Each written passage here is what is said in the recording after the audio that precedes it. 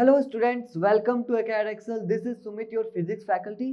Students, आज हम प्रारंभ सीरीज में लेक्चर 2 डिस्कस करने वाले हैं न्यूक्लियाई चैप्टर का, जिसमें आज हम बात करेंगे न्यूक्लियर फोर्सेस और न्यूक्लियर रिएक्शंस के बारे में, जिसमें आज हम देखेंगे न्यूक्लियर फिजन। ओके, तो स्टार्ट करते हैं with our quote of the day, that is new ideas create endless potential. ठीक है, चलो लर्निंग ऑब्जेक्टिव देखते हैं। लर्निंग ऑब्जेक्टिव हमारे आज के क्या है? Understand nuclear forces. हम क्या करेंगे? न्यूक्लियर फोर्सेस देखेंगे। हम देखेंगे न्यूक्लियर रिएक्शंस क्या होते हैं, न्यूक्लियर रिएक्शंस कौन कौन से, फिजन एंड फ्यूजन देखेंगे। एंड हम देखेंगे nuclear stability and binding energy, उसका एलिमेंट्री पार्ट थोड़ा सा यहाँ से और देखेंगे, और हम डिस्कस करेंगे, एनालाइज करेंगे न्यूक्लियर रिएक्शंस को। तो चलिए शुरू करते हैं with our first topic, that is nuclear force. ठीक है, प्रॉपर्टीज ऑफ न्यूक्लियर फोर्स। देखिए, प्रॉपर्टी ऑफ न्यूक्लियर फोर्स में पहला पॉइंट क्या है? It is the strongest force in the nature. It is the strongest force in the nature. Nature में 4 fundamental force होते हैं, उसमें से सबसे ज्यादा स्ट्रॉन्ग कौन सा फोर्स है? That is nuclear force. हमारे पास 4 कौन कौन से फंडामेंटल फोर्सेस हैं, बताइए कौन कौन से जल्दी। First is electromagnetic force, electromagnetic force. Second is gravitational force, जो ग्रेविटी की वजह से होता है, gravitational force. Third is nuclear force, sorry this is weak nuclear force, weak nuclear force. And fourth one is strong nuclear force. Alright, कितने होते हैं? 4 fundamental forces होते हैं, जिसमें से सबसे ज्यादा स्ट्रॉन्ग कौन सा? हमारा स्ट्रॉन्ग न्यूक्लियर फोर्स, जो कि आज हम डिस्कस करने वाले हैं। तो देखिए, it is the strongest force in the nature. The nuclear force is much stronger than the Coulomb force acting between the charges और the gravitational force acting between masses. ये कूलम्ब फोर्स और gravitational force से भी बहुत ज्यादा बड़ा है ये वाला फोर्स, है ना। ये शॉर्ट रेंज्ड फोर्स है। कैसा है ये? शॉर्ट रेंज्ड फोर्स है, मतलब कि nuclear force between 2 nucleons falls rapidly to zero as the distance is more than a few femtometers. अगर 2 न्यूक्लियॉन्स के बीच में अगर डिस्टेंस थोड़ा सा भी ज्यादा हुआ, अगर फ्यू फेम्टोमीटर से भी ज्यादा हुआ, तो जो हमारा न्यूक्लियर फोर्स है उसकी वैल्यू बहुत ज्यादा तेजी से गिरेगी। ऑलराइट, और ये तो अगर ज्यादा डिस्टेंस पे चले जाएगा, लाइक कुछ फेम्टोमीटर से ज्यादा डिस्टेंस पे वो चले जाएंगे न्यूक्लियॉन्स, तो यहाँ पे जो न्यूक्लियर फोर्स है उसकी वैल्यू 0 भी हो जाएगी। ठीक है, तो देखिए थर्ड पॉइंट में क्या बोला जा रहा है? Saturation effect. जो न्यूक्लियर फोर्स होता है वो सैचुरेशन इफेक्ट देता है। मीन्स ये हमेशा कैसा इंटरेक्शन करता है? Interact with immediate neighbours only. हमेशा क्या करता है? इमीडिएट नेबर्स के साथ ही इंटरैक्ट करता है। ऑलराइट, यहाँ पे देखो, मान लो ये हो गया मेरा न्यूक्लियस, इसके अंदर क्या होंगे? न्यूक्लियॉन्स होंगे। तो ये जो न्यूक्लियॉन्स होंगे वो अपने इमीडिएट नेबर्स के साथ ही इंटरैक्ट करेंगे, बाकी के साथ नहीं करेंगे। ठीक है, ऐसा क्यों? क्योंकि ये जो न्यूक्लियर फोर्स है वो क्या है? शॉर्ट रेंज्ड है।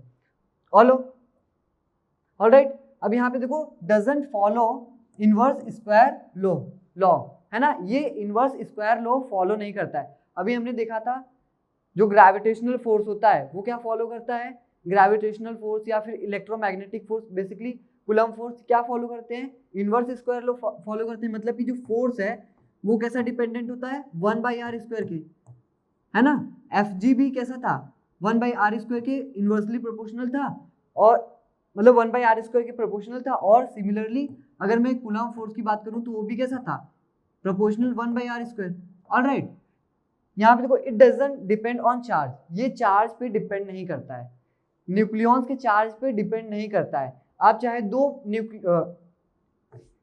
तो 2 न्यूट्रॉन के बीच का फोर्स देखो, चाहे 2 प्रोटॉन के बीच का फोर्स देखो, चाहे एक न्यूट्रॉन और एक प्रोटॉन के बीच का फोर्स देखो, तो तीनों के तीनों फोर्सेस क्या आएंगे? सिमिलर आएंगे, इक्वल आएंगे। ओके, तो ये चार्ज पे डिपेंड नहीं करता है, ये चार्ज इंडिपेंडेंट होता है। नॉन सेंट्रल फोर्स, ये सेंट्रल फोर्स नहीं है। जैसा कि हमने देखा था, जो हमारा कूलम्ब फोर्स है, ग्रेविटेशनल फोर्स है, वो क्या होते थे? सेंट्रल फोर्सेस होते थे। बट ये क्या है? हमारा सेंट्रल फोर्स नहीं है। इसका रीजन क्या है? Distribution of nucleons inside a nucleus is not spherically symmetric. जो डिस्ट्रीब्यूशन है न्यूक्लियॉन्स का इनसाइड न्यूक्लियस वो क्या है, स्फेरिकली सिमेट्रिक नहीं है। अगर स्फेरिकली सिमेट्रिक रहता तो ऑब्वियसली ये भी क्या होता हमारा सेंट्रल फोर्स होता, लेकिन सिमेट्रिक डिस्ट्रीब्यूशन नहीं है, इट मींस ये क्या है नॉन सेंट्रल फोर्स है। ऑलराइट, नाउ यहाँ पे आप देखो a rough plot of the potential energy between two nucleons as a function of distance is shown in the figure. देखिए हम अगर एक पोटेंशियल एनर्जी कर्व ड्रॉ करूं मैं तो देखिए कैसा बनेगा वो।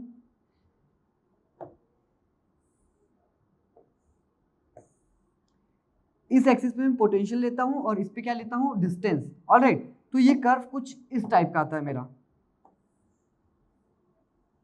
ठीक, कुछ इस टाइप का आता है। और यहाँ पे आप देखो जो हमारी पोटेंशियल एनर्जी मिनिमम होती है वो कहाँ पे होती है 0.8 FM पे। R naught is equals to 0.8 FM पे, 0.8 फर्मी पे जो पोटेंशियल एनर्जी होती है वो क्या होती है मिनिमम होती है। मतलब कि अगर इसके करस्पॉन्डिंग में फोर्स एंड डिस्टेंस ग्राफ बनाऊं तो देखिए वो कैसा बनेगा मेरा,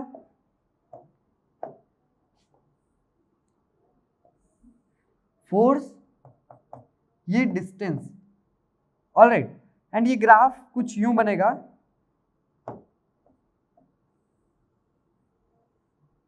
तो यहां पे देखो इस वाले कर्व में देखो आप कि देखो 0.8 FM पे जो हमारा पोटेंशियल एनर्जी है वो क्या है मिनिमम है। मतलब जिसके करस्पॉन्डिंग पोटेंशियल एनर्जी मिनिमम हो या मैक्सिमम हो वहां पे क्या होता है फोर्स जीरो होता है। मतलब कि यहाँ पे आप देखो force is equals to zero eight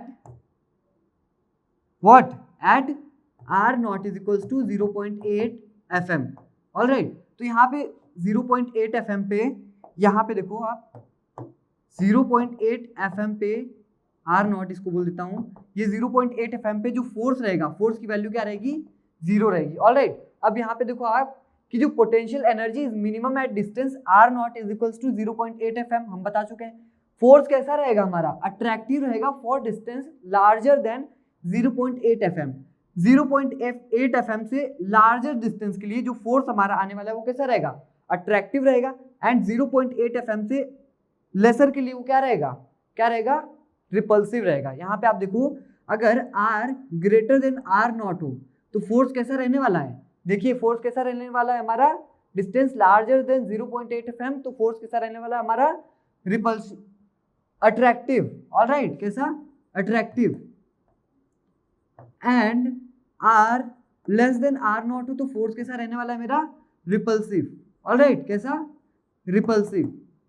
चलो, तो ये हो गया हमारा डिस्कशन किसका न्यूक्लियर फोर्सेस का। उसकी कुछ प्रॉपर्टी हमने देखी, एक बार रिकैप कर लेते हैं हम। देखिए क्या फर्स्ट प्रॉपर्टी क्या है स्ट्रॉन्गेस्ट फोर्स है जो कि सबको पता है। ये क्या है शॉर्ट रेंज फोर्स है। ऑलराइट, ये क्या करता है सैचुरेशन इफेक्ट शो करता है, मतलब कि इमीडिएट नेबर के साथ ही ओनली इंटरेक्शन करता है। एंड ये चार्ज पे डिपेंड नहीं करता है, इनवर्स स्क्वायर लॉ फॉलो नहीं करता है और नॉन सेंट्रल फोर्स होता है। और इसका पोटेंशियल एनर्जी ग्राफ कैसा बनता है कुछ यूं बनता है। और 0.8 FM पे जो पोटेंशियल एनर्जी होती है वो हमारी क्या होती है मिनिमम होती है। Alright, and potential energy minimum की करस्पॉन्डिंग क्या होगा फोर्स क्या होगा जीरो होगा। मतलब कि R is equals to 0.8 FM पे जो हमारा फोर्स है वो क्या आ रहा है जीरो आ रहा है। ऑलराइट, एंड 0.8 FM से ज्यादा डिस्टेंस के लिए फोर्स कैसा होगा अट्रैक्टिव होगा। एंड इससे कम के लिए क्या होगा फोर्स रिपल्सिव होगा। ठीक है, तो अब हम एग्जांपल्स देखते हैं कुछ। Mass defect in nucleus is 3 mu। Mass defect कितना गिवन है हमें 3 mu। Delta m is given to be 3 mu। The binding energy of the nucleus, binding energy हमें कैलकुलेट करना है। बाइंडिंग एनर्जी क्या होता है Eb इज इक्वल्स टू क्या होता है डेल्टा m c स्क्वायर। अब आपको पता है कि शॉर्ट में अगर आपको mu को एनर्जी में कन्वर्ट करना है मेगा इलेक्ट्रॉन वोल्ट में तो आप क्या करते हैं 931.5 का मल्टीप्लाई करते हैं। तो देखिए यहाँ पे अगर मैं डायरेक्ट Eb लिखता हूँ तो इसको मैं कैसे लिख सकता हूँ 3 × 931.5 मेगा इलेक्ट्रॉन वोल्ट। ऑलराइट, तो Eb इज इक्वल्स टू क्या हो जाएगा यहाँ पे 3 × ये, इसको मैं अगर 931 की जगह, देखो आप यहाँ पे ऑप्शन देख सकते हो बहुत दूर दूर है। अगर मैं 931 की जगह मैं इसको अगर 930 कंसिडर कर लूँ तो देखिए मेरे पास यहाँ पे क्या आने वाला है मेगा इलेक्ट्रॉन वोल्ट। तो EB इज इक्वल्स टू, देखिए ये क्या आ जाएगा, 2700 और 33090, मतलब ये कितना आ जाएगा 2790 मेगा इलेक्ट्रॉन वोल्ट। ऑलराइट, तो देखिए कौन सा ऑप्शन हमारा करेक्ट हो रहा है यहाँ पे, 2794.5 मेगा इलेक्ट्रॉन वोल्ट। ऑलराइट, अगर आपको इसको 930 नहीं कंसीडर करके अगर आप 1000 भी कंसीडर कर लेते ना, तो हमारा जो आंसर है वो क्या आ जाएगा 3000 मेगा इलेक्ट्रॉन वोल्ट। तो आप यहाँ पे देख सकते हैं कि जो नियरेस्ट 3000 के वो कौन सा है, ऑप्शन सी ही है। मतलब कि आप एग्जाम में थोड़े मोड़े अप्रोक्सीमेशन लगा सकते हो। ऑलराइट, नाउ यहाँ पे देखो दूसरा न्यूमेरिकल, दूसरा क्वेश्चन देखो, how does the binding energy per nucleon vary with the increase in the number of nucleons. Binding energy per nucleon कैसे वैरी करेगी, जैसे जैसे नंबर ऑफ न्यूक्लियॉन्स बढ़ेगा, ठीक है, बढ़ेगा या फिर घटेगा। तो यहाँ पे आप देखो कि जो हमने बाइंडिंग एनर्जी पर न्यूक्लियॉन वाला कर्व देखा था वो कैसा था, हमारा कुछ यूं था।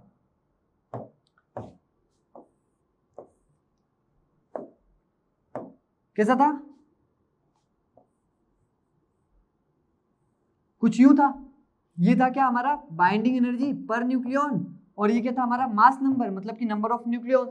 तो आप देख सकते हैं कि जैसे जैसे नंबर ऑफ न्यूक्लियॉन्स बढ़ रहे हैं, ठीक है, ग्रेजुअली EBN बाइंडिंग एनर्जी क्या हो रहा है, इंक्रीज हो रहा है। पहले तो क्या हो रहा है, इंक्रीज हो रहा है, फिर क्या हो रहा है, मैक्सिमम हो रहा है, एंड देन वो क्या हो रहा है, डिक्रीज हो रहा है।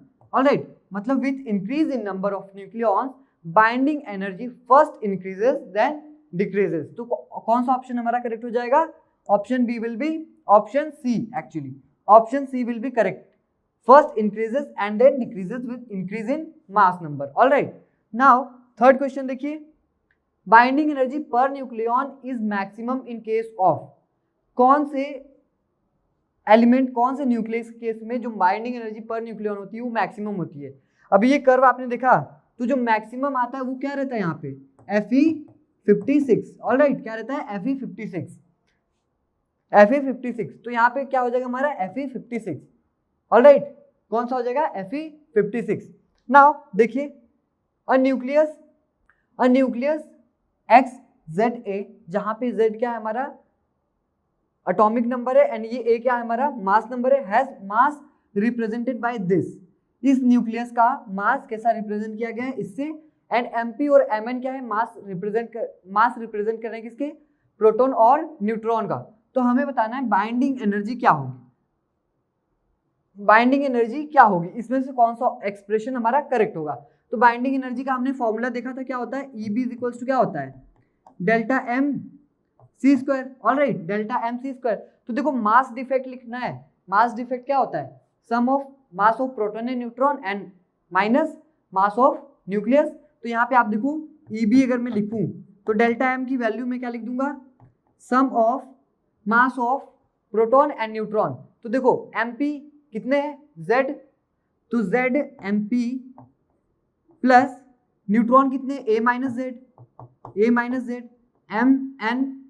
All right, minus mass of nucleus, ये क्या है हमारे पास MA, Z और C²। ऑल राइट, तो देखिए कौन सा ऑप्शन हमारा यहाँ पे करेक्ट हो रहा है, option A is correct. All right, option A हमारा करेक्ट है। अच्छा, किसी को ये समझ में नहीं आया होगा कि Z और A माइनस Z कैसा है।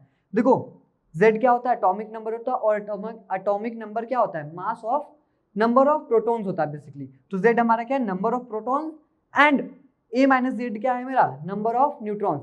देखो A क्या होता है, मास नंबर मतलब कि क्या होता है, sum of proton and nucleon का नंबर, न्यूट्रॉन का नंबर, है ना। तो अगर मुझे अकेला न्यूट्रॉन का फाइंड करना रहे नंबर, तो मैं क्या कर सकता हूँ, A माइनस Z कर सकता हूँ। ऑलराइट, तो यहाँ पे मैंने A माइनस Z Mn कर दिया, टोटल मास लिख दिया किसका, न्यूट्रॉन का, एंड उसको सब्ट्रैक्ट कर दिया न्यूक्लियस के मास से। तो यहाँ पे हमारा क्या मिल गया, बाइंडिंग एनर्जी। नाउ यहाँ पे क्वेश्चन देखो आप, a certain mass of hydrogen is change to helium by the process of fusion. एक सर्टेन मास है किसका, हाइड्रोजन का, जिसको फ्यूजन के प्रोसेस से हमने क्या कर दिया, किस में कन्वर्ट कर दिया, हीलियम में कन्वर्ट कर दिया। H मिलके किस में बन गए, हीलियम में बन गए। ठीक है, the mass defect in fusion reaction is this, the energy liberated per nucleon. यहाँ पे जो पर यू दिया है ना, इसका मतलब है पर न्यूक्लियन। तो देखो मास डिफेक्ट आपको गिवन है, डेल्टा एम क्या गिवन है आपको 0.02866 U। ऑलराइट, मास डिफेक्ट आपको ये गिवन है, आपको क्या फाइंड आउट करना है, you have to calculate energy liberated, मतलब कि क्या करना है, बाइंडिंग एनर्जी कैलकुलेट करना है आपको।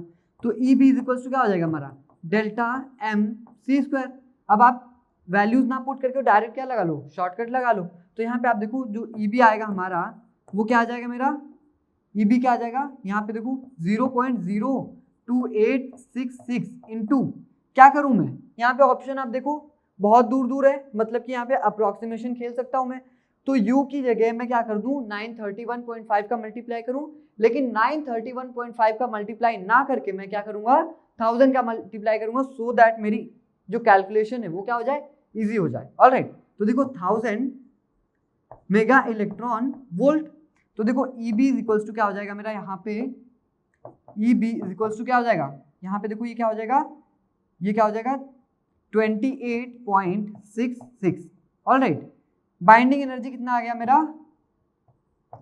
28.66। अब मुझे binding energy per nucleon find out करना है, तो binding energy divided by mass number, मतलब कि अगर मुझे binding energy per nucleon find out करना है तो EB divided by mass number. तो देखिए 28.66 divided by mass, mass number क्या होगा, यहाँ पे आप देखो मास नंबर क्या होगा हमारा, हीलियम का मास नंबर क्या होता है 4 होता है। ऑलराइट, क्या होता है 4, तो ये किसकी करीब करीब, ये किसकी इक्वल आ जाएगा 7 की। ऑलराइट, किसकी इक्वल आ जाएगा 7 के, 7। तो यहाँ पे आप देखो 7 मेगा इलेक्ट्रॉन वोल्ट, तो हमारे पास कौन सा ऑप्शन करेक्ट हो जाएगा, हमारे पास option A will be correct. देखिए क्योंकि हमने यहाँ पे वैल्यू थोड़ी सी बढ़ा के लिखी थी तो आंसर भी हमारा क्या है, थोड़ा बढ़ा हुआ आया, तो ऑप्शन ए हमारा करेक्ट हो जाएगा 6.675 mega electron volt. Alright, now यहाँ पे देखिए मास ऑफ लिथियम जिसका Z क्या है 3 एंड A क्या है, this is Z and this is A।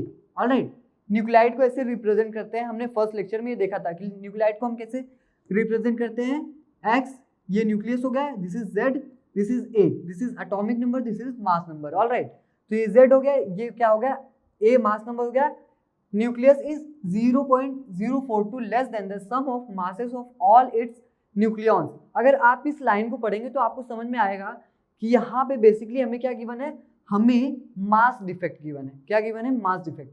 आप इस लाइन को एक बार और पढ़ो, the mass of this nucleus is 0.042 less than the sum of masses of all its nucleons क्या करा आपने, न्यूक्लियॉन्स का सम करा और क्या किया, उसमें से अगर आप घटाएंगे मास ऑफ न्यूक्लियस को तो आपको ये मिलेगा, मतलब मास डिफेक्ट क्या हमारे पास है, डेल्टा एम हमारे पास क्या है 0.042 U। Alright, 0.042 U। तो यहाँ पे आप देखो अगर आपको इसको कन्वर्ट करना है किसमें, बाइंडिंग एनर्जी में, तो इसको क्या कर लो 1000 से मल्टीप्लाई कर दो, तो ये क्या हो जाएगा 0.042 इंटू 1000 मेगा इलेक्ट्रॉन वोल्ट। तो EB इज इक्वल्स टू क्या आ जाएगा मेरा, कितना आ जाएगा 42 मेगा इलेक्ट्रॉन वोल्ट। ऑलराइट, कितना आ जाएगा 42 मेगा इलेक्ट्रॉन वोल्ट। अब आपको क्या कैलकुलेट करना है, you have to calculate binding energy per nucleon. तो बाइंडिंग एनर्जी पर न्यूक्लियॉन कैसे कैलकुलेट होता है, EBN is equals to EB divided by A जहाँ पे क्या है हमारा मास नंबर है। ऑलराइट, तो देखो EB is equals to 42 divided by 7, lithium का मास नंबर कितना हमारे पास 7 है, तो मतलब ये क्या आता है 7 6 42, मतलब 6 मेगा इलेक्ट्रॉन वोल्ट। तो देखिए कौन सा ऑप्शन हमारा नियरेस्ट है, ऑब्वियसली 6 के नियरेस्ट कौन सा है, बी वाला, that is 5.6 mega electron volt. Now यहाँ पे देखो mass of proton, neutron and helium nucleus are respectively this and this. The binding energy of helium nucleus is, हमें mass of proton, neutron and helium nucleus क्या given है, ये given है, ठीक है, एटॉमिक मास यूनिट के terms में given है हमें, ठीक है। तो हमें क्या फाइंड आउट करना है, we have to calculate binding energy of helium nucleus. Alright, तो यहाँ पे हमें बाइंडिंग एनर्जी अगर कैलकुलेट करना है तो EB इज इक्वल्स टू क्या होता है, mass defect into C square, EB is equals to delta M C square होता है। तो अगर आपको मास डिफेक्ट कैलकुलेट करना है, मतलब कि आपको इसको और इसको इसको ऐड करके इसमें से इस चीज को सब्ट्रैक्ट करना होगा। तो आप देखो यहाँ पे, आप देखो हीलियम न्यूक्लियस क्या होता है, He2 4, ऑलराइट। तो अगर मैं मास डिफेक्ट कैलकुलेट करूं तो EB इज इक्वल्स टू, देखिए क्या आएगा मेरे पास, प्रोटॉन की संख्या कितनी 2 है, तो 2 into 1.0073 U, alright, minus U को आप अभी मत लिखो, बाद में हम फाइनली लिखेंगे क्योंकि ये कॉमन टर्म आने वाला है हमारे पास, प्लस देखो अगर मैं न्यूट्रॉन की संख्या कैलकुलेट करना चाहूँ, नंबर कैलकुलेट करना चाहूँ तो 4 - 2 आएगा, मतलब कि 2 आएगा, तो 2 इंटू 1.0087, ऑलराइट। ये हमने क्या कर दिया, न्यूक्लियॉन्स का सम कर दिया, एंड देन हम देखेंगे इसको सब्ट्रैक्ट कर देंगे न्यूक्लियस के मास को 4.0015 एंड UC², ऑलराइट। ये हो गया।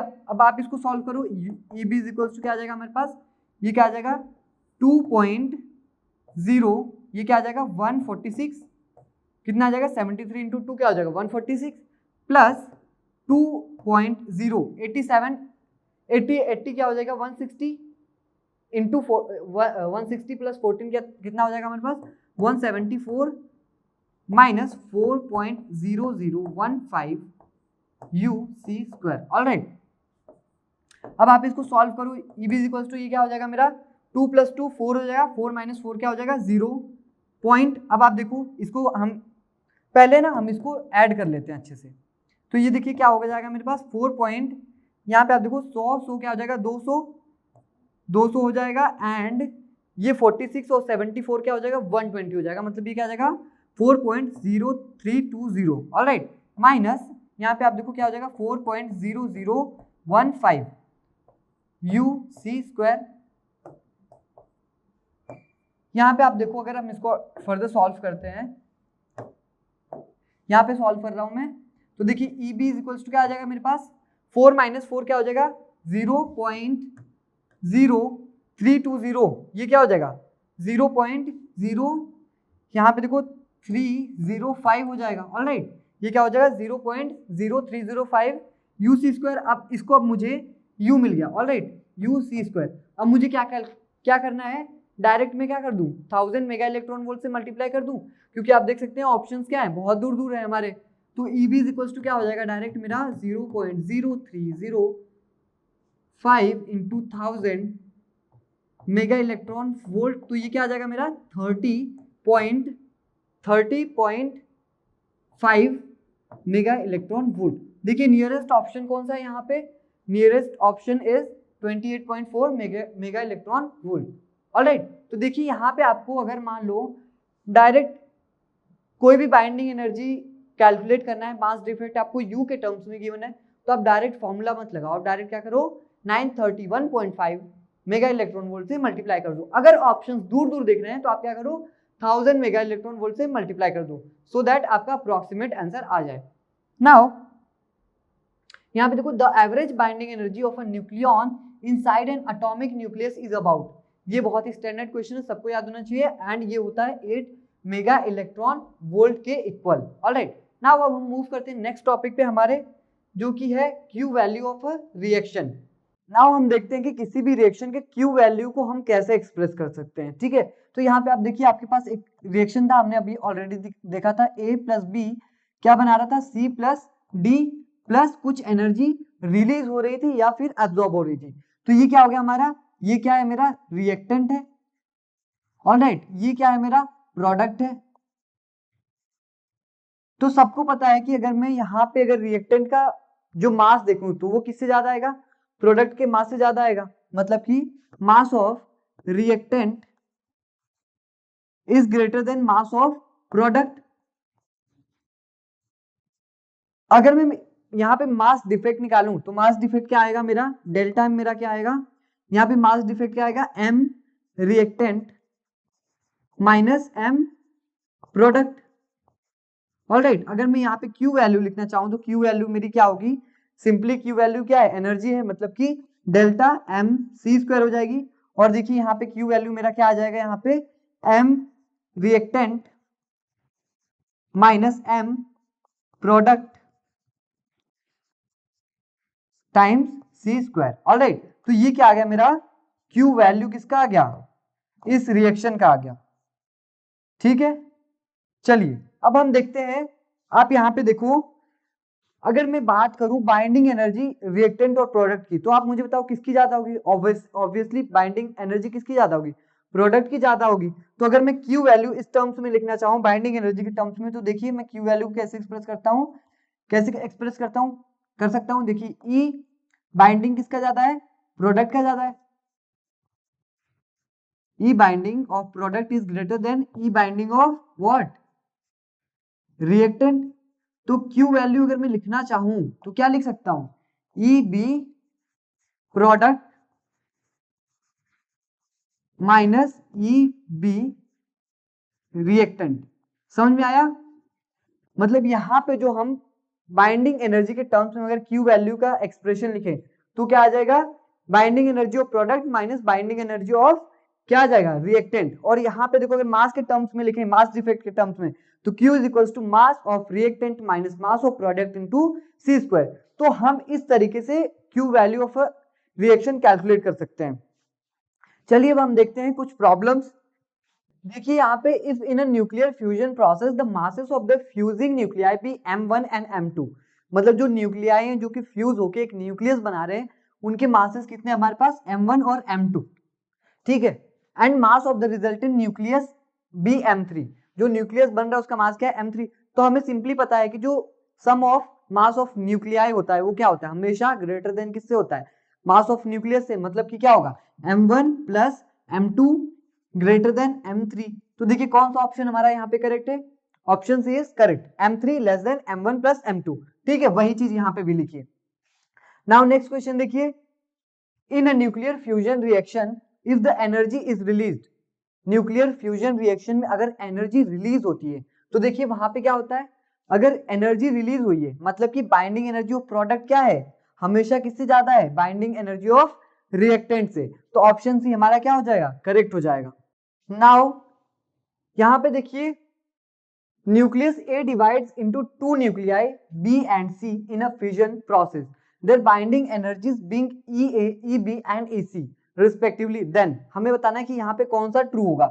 देखो न्यूक्लियस ए डिवाइड हुआ किसमें, बी एंड सी में, बी प्लस सी बना यहाँ पे, मतलब ये क्या है मेरा, क्या है, रिएक्टेंट है, एंड ये क्या है मेरा, ये क्या है, प्रोडक्ट है। अब हमें पता है कि बाइंडिंग एनर्जी ऑफ प्रोडक्ट हमेशा क्या होता है, greater than binding energy of reactant होता है। मतलब EB of product greater than EB of what, reactant. तो यहां पे आप देखो, यहां पे क्या हो जाएगा हमारा, EB यहाँ पे क्या हो जाएगा, B प्लस सी। अगर यहाँ पे देखो बाइंडिंग एनर्जी क्या दी है हमारे पास, अगर मैं प्रोडक्ट की बाइंडिंग एनर्जी लिखूं टोटल तो वो क्या आ जाएगी मेरे पास, EB प्लस EC। ये किससे ग्रेटर होगी, ऑब्वियसली ये किससे ग्रेटर होगी, रिएक्टेंट के बाइंडिंग एनर्जी से, जो कि क्या है, EA। तो देखिए हमारा कौन सा ऑप्शन यहाँ पे करेक्ट हो जाएगा, option A will be correct, EB plus EC greater than EA। Now next question हम देखते हैं। देखिए यहाँ पे क्या बोला गया है, द बाइंडिंग एनर्जीज पर nucleon for a deuteron and an alpha particle are x1 and x2 respectively. The energy Q released in the reaction, इस रिएक्शन में कितनी एनर्जी रिलीज होगी वो हमें कैलकुलेट करना है। तो देखो यहाँ पे क्या हो रहा है, जो ड्यूट्रॉन है वो फ्यूज करके क्या बना रहे हैं, एक अल्फा पार्टिकल मतलब हीलियम न्यूक्लियस बना रहे हैं। ठीक है, तो हमें बताना है कि Q की वैल्यू क्या होगी। देखो ड्यूट्रॉन की जो बाइंडिंग एनर्जी वो क्या है, x1 है, इसकी क्या है x1 है, और इसकी भी क्या है x1 है, क्योंकि ये भी ड्यूट्रॉन है। और जो हीलियम न्यूक्लियस बन रहा है, जो अल्फा पार्टिकल बन रहा है, उसकी जो बाइंडिंग एनर्जी क्या है, वो क्या है, x2 है। ठीक है, क्या है, x2। मतलब कि ये क्या है, basically binding energy per nucleon. ये क्या हमारा बाइंडिंग एनर्जी पर न्यूक्लियॉन। अगर मुझे बाइंडिंग एनर्जी पर न्यूक्लियॉन दिया है तो वो क्या होता है, binding energy divided by mass number. Alright, अगर मुझे बाइंडिंग एनर्जी कैलकुलेट करना रहे तो क्या हो जाएगा, A into E times BN हो जाएगा, है ना। तो अगर मैं यहाँ पे बाइंडिंग एनर्जी लिखना चाहूँ, मैं बाइंडिंग एनर्जी लिखना चाहूँ, क्योंकि मुझे अल्टीमेटली क्या कैलकुलेट करना है, एनर्जी क्यू रिलीज, मतलब कि जो रिलीज हुई एनर्जी बेसिकली वो क्या है, हमारी बाइंडिंग एनर्जी है।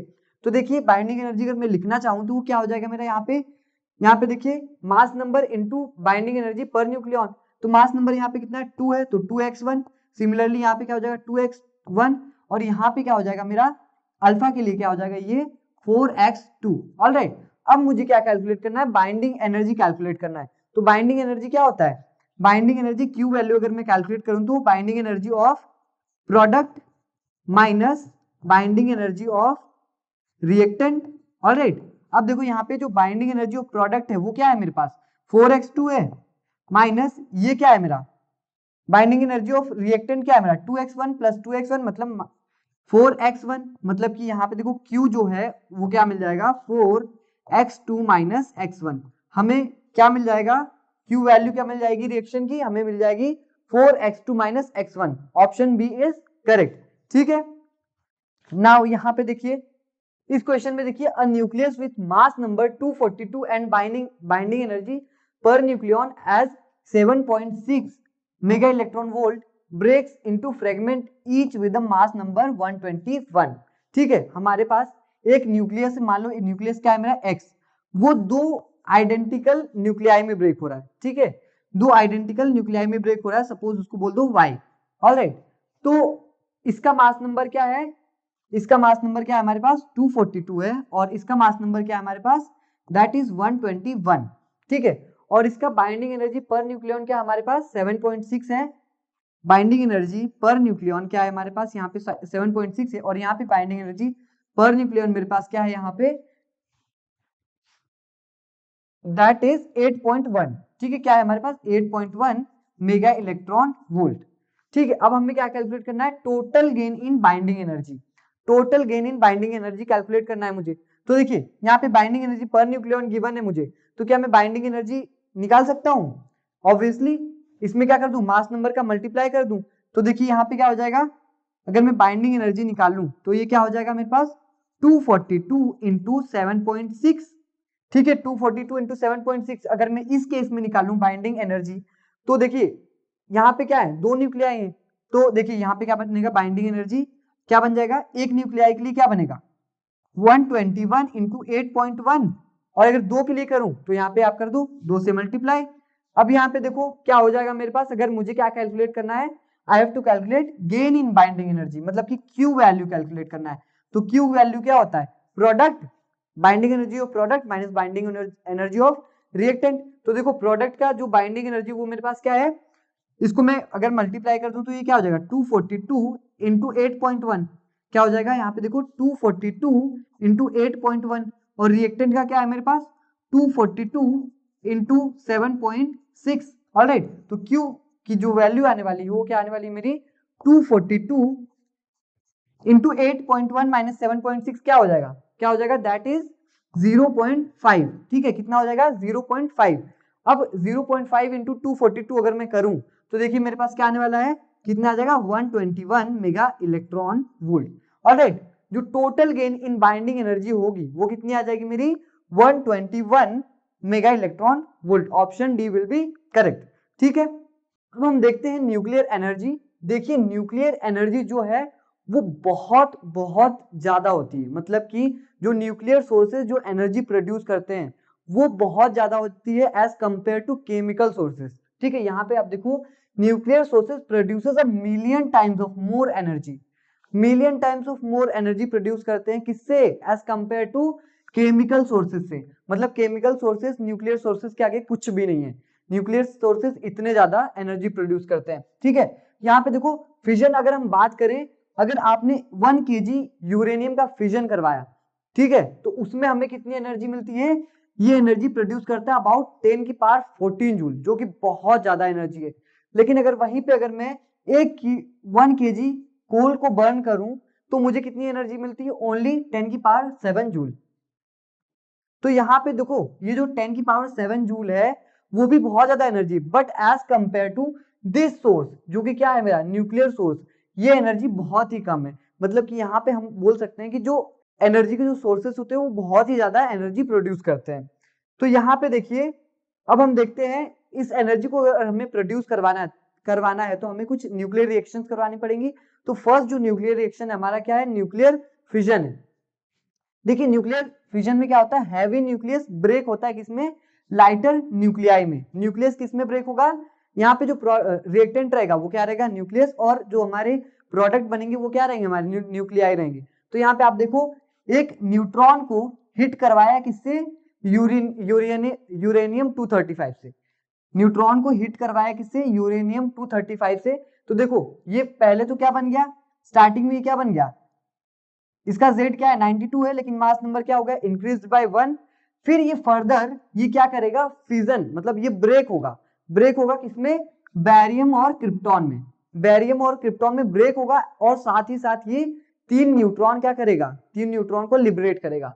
यहाँ पे आप देखो 3 न्यूट्रॉन लिबरेट करेगा और बहुत सारी एनर्जी प्रोड्यूस करेगा, बहुत सारी एनर्जी प्रोड्यूस करेगा, ठीक है। मतलब कि एक रिएक्शन में एक न्यूट्रॉन की वजह से यहाँ पे कितनी एनर्जी प्रोड्यूस कर रहा है, 200 मेगा इलेक्ट्रॉन वोल्ट। कितनी प्रोड्यूस कर रहा है, 200 मेगा इलेक्ट्रॉन वोल्ट। तो यहाँ पे देखो, अब देखो ये 3 न्यूट्रॉन लिबरेट हुए, मतलब कि ये और क्या करेंगे, अब देखो एक एटम में, मतलब एक अगर मैं लूंगा टुकड़ा अगर यूरेनियम का, तो उसमें तो एक एटम तो रहेगा नहीं, एक न्यूक्लियस तो रहेगा नहीं, बहुत सारे न्यूक्लियस रहेंगे, है ना। तो अब देखो बहुत सारे न्यूक्लियस है, तो ये न्यूट्रॉन क्या करेगा, उनसे जाके टकराएगा, और ऐसे ही ये रिएक्शन क्या होती जाएगी, आगे बढ़ती जाएगी। अगर इसको मैं डायग्राम के थ्रू देखूं तो यहाँ पे देखो, मान लो मेरा ये क्या है, यूरेनियम है, ऑलराइट, ये क्या है, यूरेनियम, इससे क्या टकराया, न्यूट्रॉन, इससे टकराया, और इसने क्या प्रोड्यूस किए, 3 न्यूट्रॉन और प्रोड्यूस किए, 3 न्यूट्रॉन। अब देखो ये n अगेन किससे टकराएगा, u से टकराएगा, ये भी किससे टकराएगा, u से, ये भी किससे टकराएगा, u से। ये क्या करेंगे, फर्दर 3 न्यूट्रॉन प्रोड्यूस करेंगे फर्दर। अब देखो ईच स्टेप आप पहले यहां पे ड्रॉ कर लो कितने न्यूट्रॉन प्रोड्यूस कर रहे हैं। अब आप देखो कि अगर आपने एक क्रिस्टल लिया था यूरेनियम का, तो उसकी वजह से कितना ज्यादा न्यूट्रॉन लिबरेट हो रहा है, और जितने ज्यादा न्यूट्रॉन लिबरेट हो रहे हैं उसके करस्पॉन्डिंग कितनी एनर्जी आ रही है, एक के करस्पॉन्डिंग कितनी एनर्जी आ रही है, 200 मेगा इलेक्ट्रॉन वोल्ट। ऐसे ये जो रिएक्शन है वो क्या होती जाएगी, इनफाइनाइटली चलती जाएगी।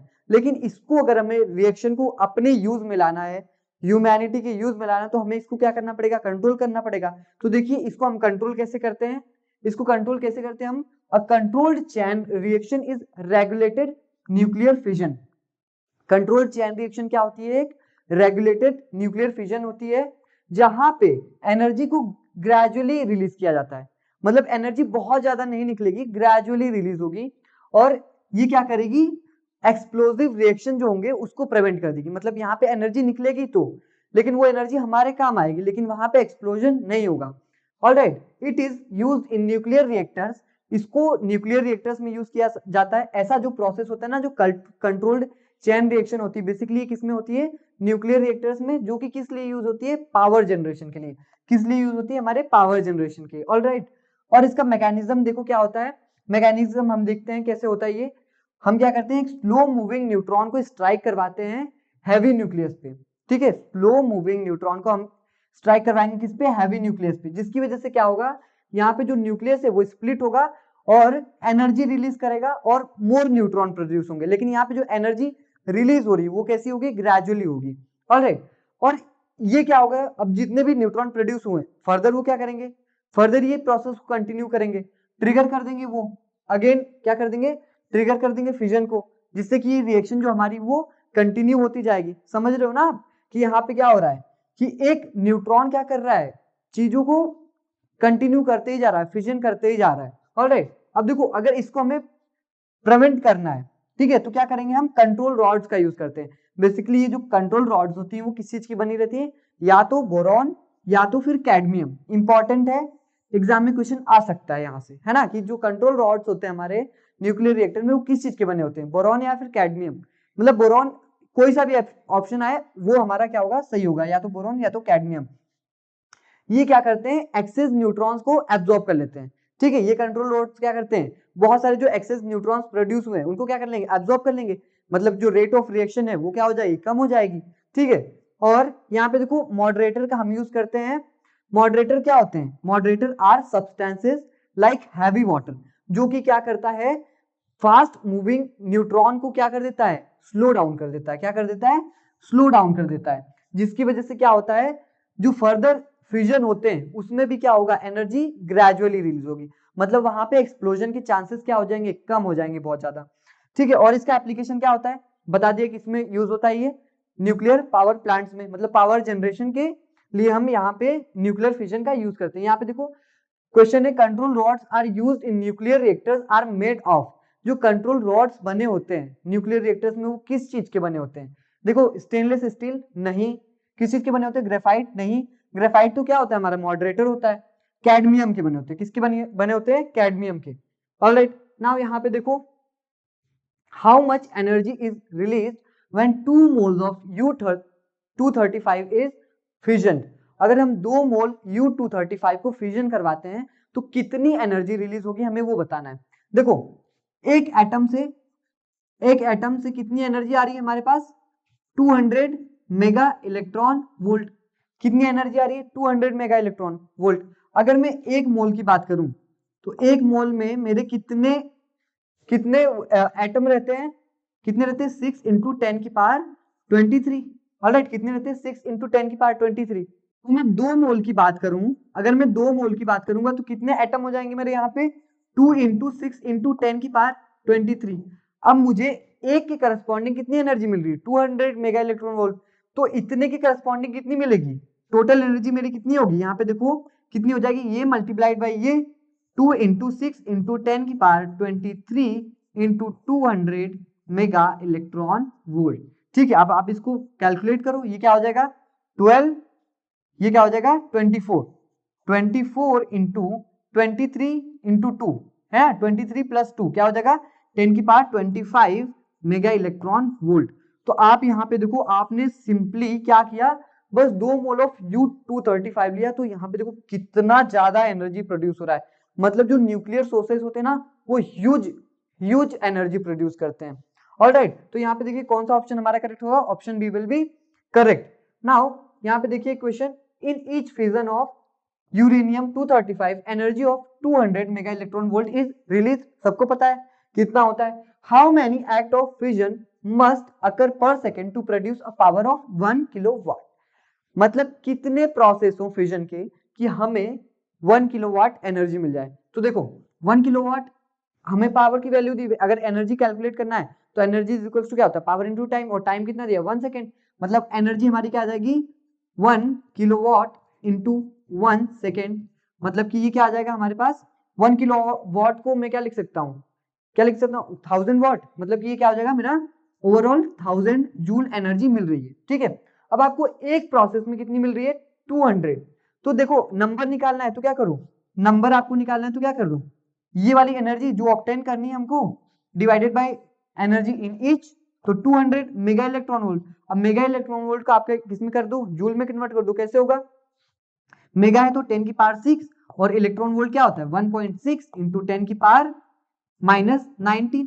अब जब आप इसको सॉल्व करेंगे तो you will get number of fission कितने होंगे हमारे पास यहाँ पे। जब इसको सॉल्व करेंगे तो ये वाला ऑप्शन हमारा करेक्ट हो जाएगा, दैट इज 3.1 इंटू 10 की पावर 13।